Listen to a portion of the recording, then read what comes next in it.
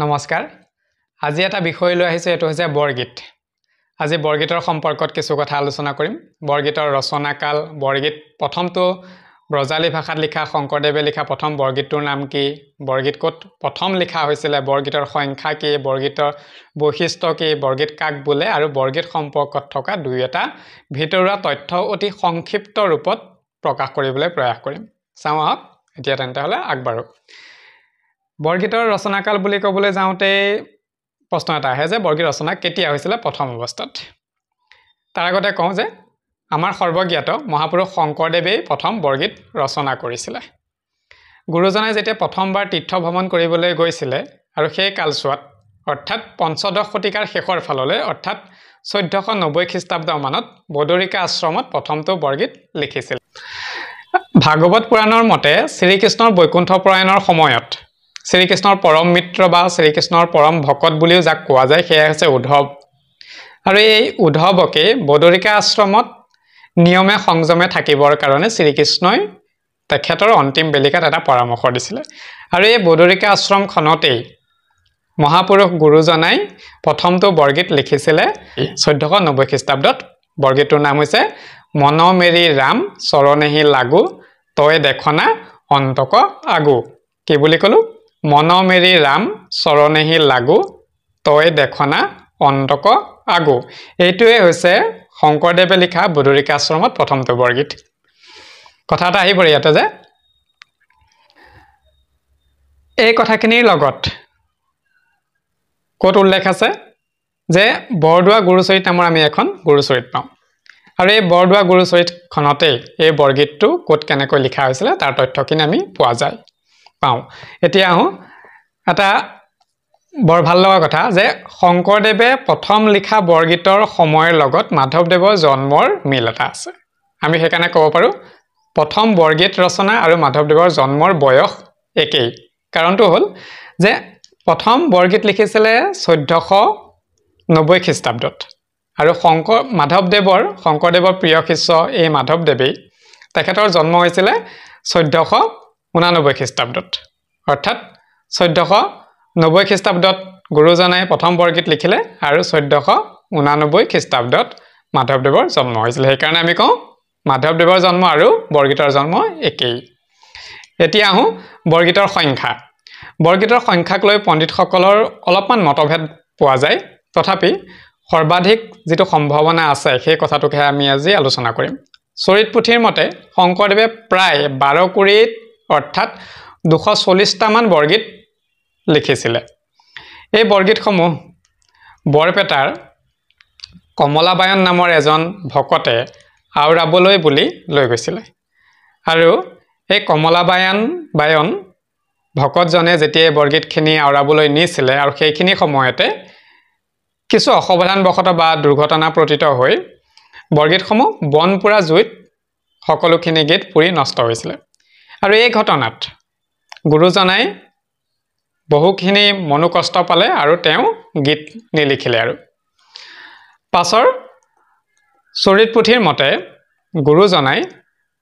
তেওঁৰ প্ৰিয়ম পৰম শিষ্য মাধৱদেৱক মাতি আনিলে আৰু মাতি আনি সেই ঘটনাৰ কথা ক'লে কৈ তেওঁ দুখ প্ৰকাশ কৰি বুলিও প্ৰকাশ কৰিলে যে মাধৱ বৰাৰপু মই আৰু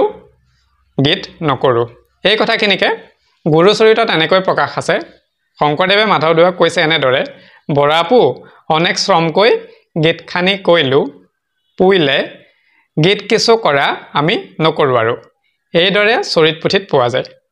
গুৰুৰ আজ্ঞা পালন কৰি পাছত মাধৱদেৱে 157টা গীত ৰচনা কৰিলে সেয়ে শংকৰদেৱতকৈ মাধৱদেৱৰ বৰগীতৰ সংখ্যা বেছি জুয়ে পুৰাৰ পাছতো শংকৰদেৱৰ কিছু গীত ভকতৰ মুখে মুখে ৰৈ গৈছিল কাৰণ আওৰাতে কণ্ঠস্থ হৈ যায় গতিকে কিছু গীত ৰৈ গৈছিল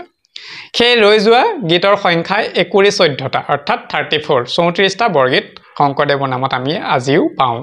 সেইকাৰণে এই মুখে মুখে ৰৈ যোৱা গীতখিনিকে আমি শংকৰদেৱৰ নামত পাওঁ কাৰণে শংকৰদেৱৰ বৰগীত বুলি প্ৰকাশ কৰোঁ গতিকে বৰ্তমান শংকৰদেৱৰ বৰগীতৰ সংখ্যা হৈছে 14টা বা 34 আৰু মাধৱদেৱৰ বৰগীতৰ সংখ্যা হৈছে 157টা এই দুইখিনি বৰগীত মিলালে আমি পাওঁ 9 কুৰি 11টা অৰ্থাৎ 191টা 191 হৈছে বৰ্তমান পোৱা বৰগীতৰ সংখ্যা মাজতে আৰু এটা কথা কৈ থওঁ যে শংকৰদেৱ আৰু মাধৱদেৱে যিখিনি গীত লিখিছিলে তেওঁলোকে গুৰু দুজনে এই বৰগীতসমূহক বৰগীত বুলি নিজে আখ্যা দি থৈ যোৱা নাছিলে কথাটো হ'ল এইটো যে গীতসমূহ লিখিলে ঠিকেই কিন্তু বৰগীত হিচাপে শংকৰদেৱ মাধৱদেৱে নিজে কৈ যোৱা নাই শংকৰদেৱ আৰু মাধৱদেৱে গীতখিনি লিখাৰ সময়ত তেওঁলোকে কেৱল গীত বুলিহে উল্লেখ কৰি থৈ গৈছে বৰগীত বুলি উল্লেখ কৰি থৈ যোৱা নাছিলে পাছৰ ভকতসকলেহে গুৰু দুজনাক সন্মান জনাই গীত শব্দৰ আগত বৰ শব্দটো লগাই বৰগীত বুলি এটা বিশেষ মৰ্যাদা প্ৰদান কৰিছে সেয়েহে তেতিয়াৰে পৰা গুৰু দুজনাৰ গীতসমূহক আমি বৰগীত বুলি কওঁ এতিয়া বৰগীত কাক বোলে বৰগীত কাক বোলে বুলি ক'লে আমি দুই ধৰণে ক'ব পাৰোঁ প্ৰথম অতি সহজ ৰূপত আৰু এটা আনটো হৈছে অলপমান তত্ত্বগধুৰ হোৱাকৈ প্ৰথম যদি কওঁ যে সহজভাৱে শ্ৰীমন্ত শংকৰদেৱ আৰু মাধৱদেৱে লিখা গীতসমূহকে বৰগীত বুলি কোৱা হয় আৰু দ্বিতীয়তে যদি আমি ভাৱগধুৰ হিচাপে প্ৰকাশ কৰিবলৈ যাওঁ তেন্তে হলে ক'ব পাৰোঁ যে শংকৰদেৱ আৰু মাধৱদেৱে ব্ৰজাৱলী ভাষাত শ্ৰীকৃষ্ণৰ মাহাত্ম্যৰ প্ৰকাশ কৰি 14 প্ৰসংগৰ উপযোগী হোৱাকৈ নিৰ্দিষ্ট ৰাগ তাল বিশিষ্ট তত্ত্বগধুৰ ৰসময় ভক্তিসম্পন্ন আধ্যাত্মিক ভাৱ সম্বলিত এক বিশেষ শ্ৰেণীৰ গীতকেই পণ্ডিত শিষ্যসকলে বৰগীত আখ্যা দিছে বা এই গীতসমূহকে আমি বৰগীত বুলি অভিহিত কৰোঁ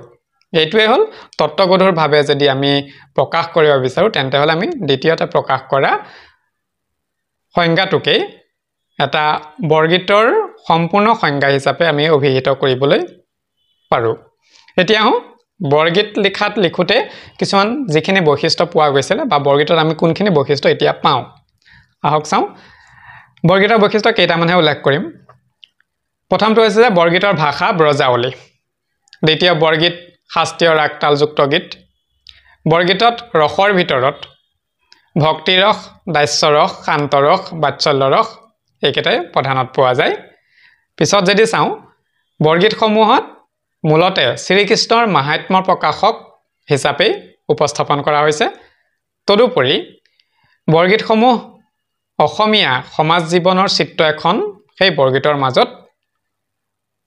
পোৱা অনুভৱ হয় আমি ক'বলৈ গ'লে যে বৰগীতসমূহৰ মাজেৰে অসমীয়া সমাজ জীৱনৰ চিত্ৰ এখনৰ উপস্থিতি আমি অনুভৱ কৰিব পাৰোঁ এতিয়া বৰগীতৰ অন্তৰ্নিহিত কিছুমান ভাগ বৰগীতসমূহক বিশেষ কিছুমান ভাগত ভাগ কৰি থোৱা আছে মূলতে আমি বৰগীতক তাত থকা অন্তৰ্নিহিত ভাৱ বৈশিষ্ট্যৰ ওপৰত নিৰ্ভৰ কৰি বৰগীতক মূলতে 6টা ভাগত ভাগ কৰি থোৱা আছে মই আজি ভাগকেইটাহে উল্লেখ কৰিম দেই ভাগকেইটা আছে লীলা বিৰহ বিৰক্তি সুৰ চাতুৰী আৰু পৰমাৰ্থ প্ৰথম যেটো ভাগ পাওঁ লীলা এই লীলা ভাগটোক আকৌ 4টা অন্তৰ্নিহিত ভাগত বিভক্ত কৰি থোৱা আছে সেইকেইটা হৈছে জাগৰণ চলন খেলন আৰু নৃত্য এই ভাগসমূহৰ বিষয়ে কেতিয়াবা আমি বিশদভাৱে আলোচনা কৰিম কাৰণ ইয়াৰ পৰিসীমাটো বহুত ডাঙৰ এতিয়াকৈ শেষ কৰা কথা নহয় এতিয়া বৰগীতসমূহৰ আভ্যন্তৰীণ দিশসমূহৰ ওপৰত ভিত্তি কৰি কিছুমান পণ্ডিতে তেওঁলোকৰ পণ্ডিতৰ বিশ্লেষণাত্মক দৃষ্টিভংগীৰে বৰগীতসমূহক কিছুমান নামেৰে নামাকৰণ কৰি থৈ গৈছে আমি চাওঁ আহক এতিয়া বৰগীতসমূহত কোনে কি বুলি অভিহিত কৰিছে ইয়াৰ মূলতে হৈছে কিন্তু বৰগীতসমূহৰ অন্তৰ্গত ভাৱ ভাষা তত্ত্বৰ ওপৰত ভিত্তি কৰিহে কিন্তু এই নামাকৰণখিনি কৰা হৈছে আমি যদি চাওঁ উদাহৰণ হিচাপে বৰগীতত থকা ৰাগ তাল বা সাংগীতিক ভাষা আদিত অন্তৰালৰ গভীৰতা আৰু আধ্যাত্মিকতা ভাৱৰ যি প্ৰবাহ দেখা পাওঁ সেই ওপৰত ভিত্তি কৰি ডক্টৰ বাণীকান্ত কাকতিয়ে বৰগীতসমূহক নবেল নাম্বাৰছ বুলি কৈছে ঠিক একেদৰে আৰু কেইজনমানে তেখেতসকলৰ আত্মবিশ্লেষণৰে বৰগীতসমূহক নাম দিছে তাৰ ভিতৰতে কালিৰাম মেধিয়ে গ্ৰেট সং বুলি কৈছে দেবেন্দ্ৰনাথ বেজবৰুৱাই হলি সং বুলি অভিহিত কৰিছে গতিকে বৰগীতসমূহতো এনে কিছুমান আভ্যন্তৰীণ দিশ আমি পাওঁ গতিকে ইয়াৰ ওপৰতে ভিত্তি কৰি আমাৰ পণ্ডিতসকলে সেই নামাকৰণখিনি দিছে আজি আৰু বেছি দীঘল নকৰোঁ কিন্তু এটা কথা আমি বৰগীতৰ যি 6টা ভাগ পালোঁ বা লীলা বিষয়ক আভ্যন্তৰীণ যি 4টা ভাগ পালোঁ এই ভাগখিনি আলোচনা কৰাৰ কিন্তু প্ৰয়োজনীয়তা আছে আমি পৰৱৰ্তী কালত চেষ্টা কৰিম যদি আপোনালোকৰ পৰাও কমেন্টৰ মাধ্যমেৰে এইখিনি কথা জানো আপোনালোকৰ আগ্ৰহ দেখা পাওঁ তেতিয়াহ'লে আমিও চেষ্টা কৰিম যে সেই 6টা ভাগৰ ভিতৰত কোনটো ভাগত কোনখিনি বৰগীত পৰে আৰু বৰগীতত কোনখিনি কথা সেই ভাগখিনিৰ ভিতৰত অন্তৰ্নিহিত হৈ আছে তদুপৰি বৰগীতত শ্ৰীকৃষ্ণৰ ভক্তি মাহাত্ম্যক কথাখিনি কেনেকৈ প্ৰকাশিত হৈ আছে আৰু আধ্যাত্মিকতাৰ মাধ্যমেৰে বৰগীতক কেনেকৈ কোনটো গতিত লৈ গৈছে আৰু শংকৰদেৱ আৰু মাধৱদেৱৰ বৰগীতত কাব্যিকতা কেনেকৈ প্ৰকাশ হৈছে এই সকলোখিনি কথা পৰৱৰ্তী কালত আলোচনা কৰিবলৈ প্ৰয়াস কৰিম আজিলৈ এৰিছো কিবা বিশেষ কথা থাকিলে বা অন্যান্য কিছুমান বিষয় জানিবলগীয়া থাকিলে আমাক কমেন্ট কৰি জনাব আমি চেষ্টা কৰিম সেইখিনি বস্তু আপোনালোকৰ সন্মুখত দাঙি ধৰিবৰ কাৰণে নমস্কাৰ